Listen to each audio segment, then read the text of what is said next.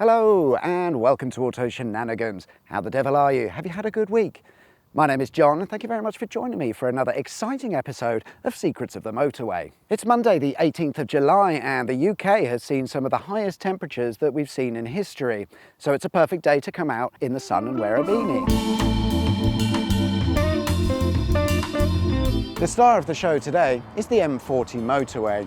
A motorway that runs from West London up to Birmingham via Oxford. As is common with most motorways, the M40 was built and opened in stages, with the first section opening in 1967. However, it wasn't actually until 1991 that the M40 was officially finished, with the last section being built between Warwick and the M42. As always, we'll be starting at Junction 1 and heading north, and I can't wait to see what amazing secrets we can uncover. And straight away, as you join the M40 at Junction 1 at the Denham interchange, you may have noticed this abandoned slip road that you can't access. We've actually already covered this abandoned slip road in a little bit more detail in a previous video as part of our abandoned road series, so feel free to check out this video here for a little bit more detail on this slip road. Originally it was built as part of the London Ringways project with the intention of linking up with Ringways 3 brackets M25 at an interchange about 1 kilometre from here. Not long after leaving the Denham interchange, between junctions 1A and junction 2, you'll find a secret junction.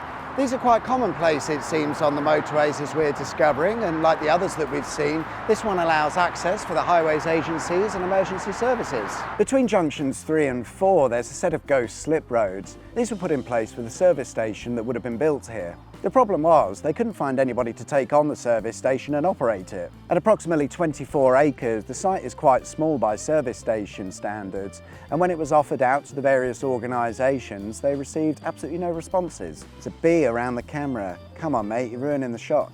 Come on, mate. Fuck's sake. Sadly, it's another example of a service station that was never built. Today, it's just a field. However, right next door, there's a motocross track, and that's pretty cool. Up at Junction 7 now, and it's here that we'll find the Milton Common Outstation.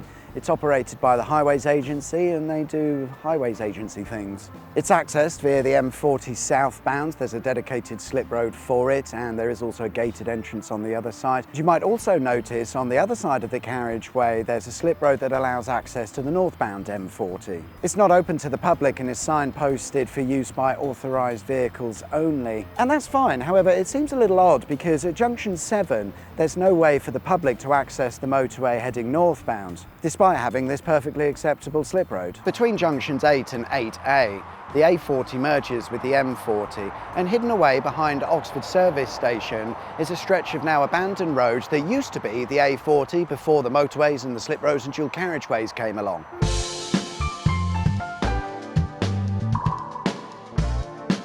Onwards we go, and just up from junction 8A, you'll pass the site of the former RAF Oakley. RAF Oakley was constructed and opened in 1941 and had a fairly short-lived flying career, if you will, with the majority of flights ending in 1945. But since then, the site has managed to live on and escape the housing developers. Let's have a look at what's left today. Well, you can clearly make out the original runways and perimeter roads. There aren't many buildings left. However, on the southeast side of the site, you might find the original World War II battle headquarters building. You might notice that there's quite a lot of construction going on site, and that's because in 2020 planning was granted for a vehicle test track to be built here. However, this is a different type of test track to the usual sort, in as much as they'll be testing driverless cars here. They're building a purpose-built test track that will have all of the sort of radar systems in place and whatever else is needed to make driverless cars work. So there's a strong possibility that RAF Oakley will be at the forefront of developing this new technology. From RAF relics to environmental activism next with what's called Alice's Meadow. You've got to come off the M40 to see this, and to be honest with you, I probably wouldn't bother, but the story behind it is absolutely fantastic. When the M40 was in its planning phase,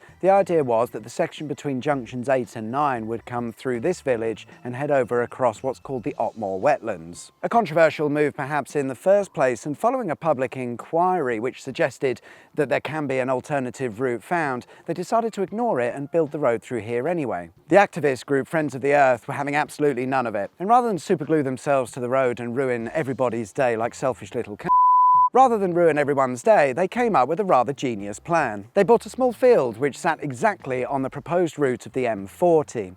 They then divided the field into 3,500 plots and sold these to everybody and anyone.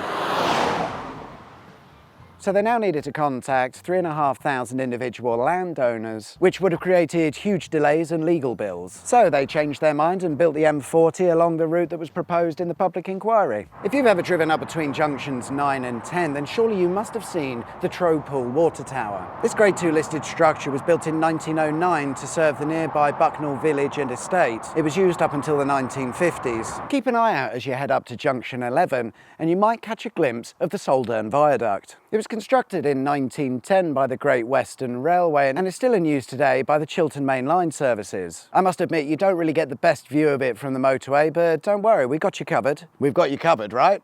Yeah. Good.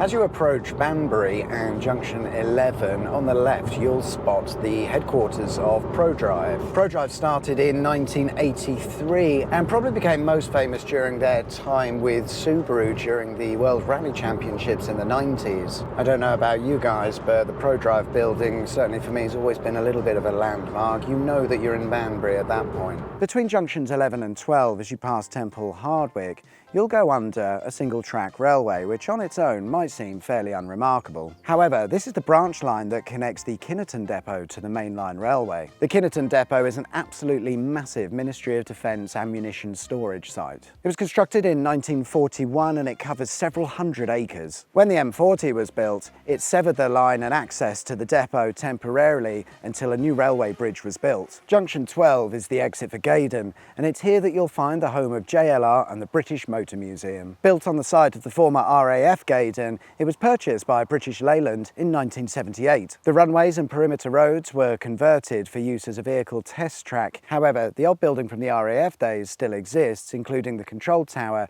and two of the main hangars. In 1953, the site and runways saw expansion to accommodate the Vickers Valiant bombers, which were part of the famous V Squadron during the Cold War. The Valiant bombers' stay at Gaydon was short-lived and they were moved to RAF Wittering in 1955. A small peculiarity can be found at junction 13, where there appears to be a missing set of slip roads. You can't exit the motorway if you're heading south, and nor can you join it if you want to go north. And it's strange because I couldn't find any explanation for this, so if anybody knows why this is the case, feel free to leave a comment.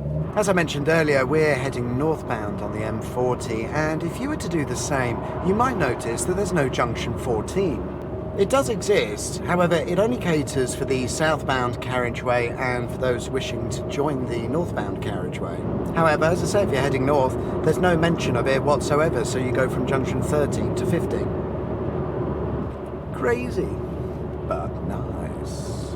Nice. Just up from junction 16, which, by the way, is another junction that's missing a set of slip roads. I still don't understand why you do that. It seems to be quite common on some of the M40 junctions.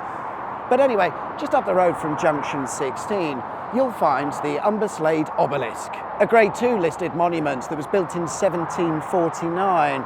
It's made out of limestone and stands at 21 metres tall. According to the internet, nobody actually knows the real reason as to why it was built. To access it, because of the stupid junction 16 design, you need to take quite a detour if you're heading north. After 12 hours of filming on what seems to be the hottest day that the United Kingdom has seen for centuries, we arrive at our journey's end where the M40 meets the M42 in this rather odd junction arrangement called the Umberslade Interchange. And as you drive north on the M40, all of a sudden it will just become the M42. You'd have thought there'd be a junction or something, wouldn't you? But nope, it just changes. It's actually down to a previous idea where they came up with a plan to build a motorway between Strensham and Solihull. The Umberslade Interchange was built to accommodate further motorways and more carriageways, with the intention of another motorway joining from the south. This never materialised and they never got round to sorting the road numbers out. And finally, there's a sneaky little slip road that allows the emergency services and whatnot access between the M40 southbound and one of the M42 slip roads. Although I'm not actually sure if it makes sense, because if you're on the M40 southbound and want to use this road,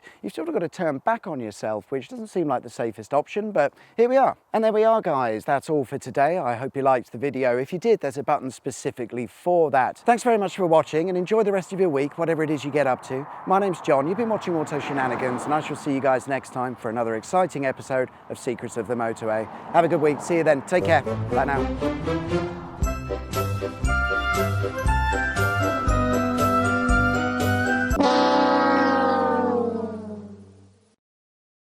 Formidable.